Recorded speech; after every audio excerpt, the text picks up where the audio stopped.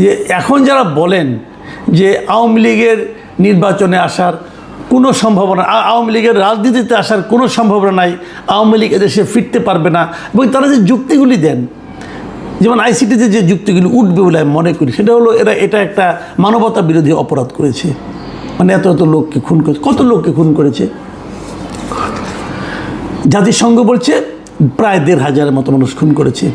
১৫০০ লোকের তালিকা আছে আপনার কাছে, সরকারের কাছে আছে। অন্তর্বর্তীকালীন সরকার যে তালিকাটা তারা করেছিল সেখানে তো ৮৪৩ জনের মতো তালিকা আছে। তাহলে বাকি ৬০০-৭০০ কই গেল? আবার জাতিসংঘ যখন তালিকাটা করে, আমরা যখন জাতিসংঘের তালিকার কথা উল্লেখ করি, তো জাতিসংঘের তালিকারই বা গ্রহণযোগ্যতা কতটুকু?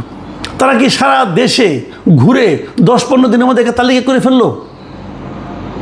যে তালিকা ১.৫ বছরও সরকার করতে পারলো না, কীভাবে সম্ভব হলো? এই বিষয়গুলো যখন আপনি আদালতে যাবেন, আদালতে কিন্তু ভাই আবেগ দিয়ে হবে না।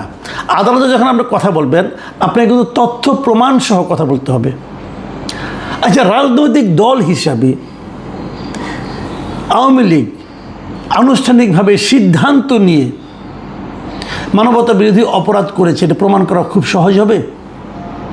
আপনি খুব সহজে প্রমাণ করতে পারবেন যে আওয়ামী লীগের সমর্থিত যে সরকার ছিল, শেখ হাসিনা এবং তার সরকার, তারা এই অপরাধগুলো করেছে, এটা আপনি সহজে প্রমাণ করতে পারবেন।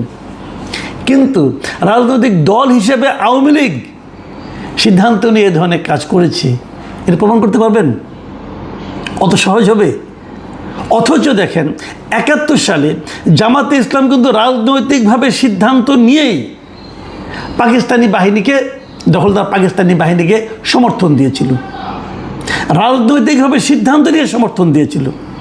তাহলে সেই যে মানবতা বিরোধী অপরাধ তখন হয়েছে, তার বিচার হবে না?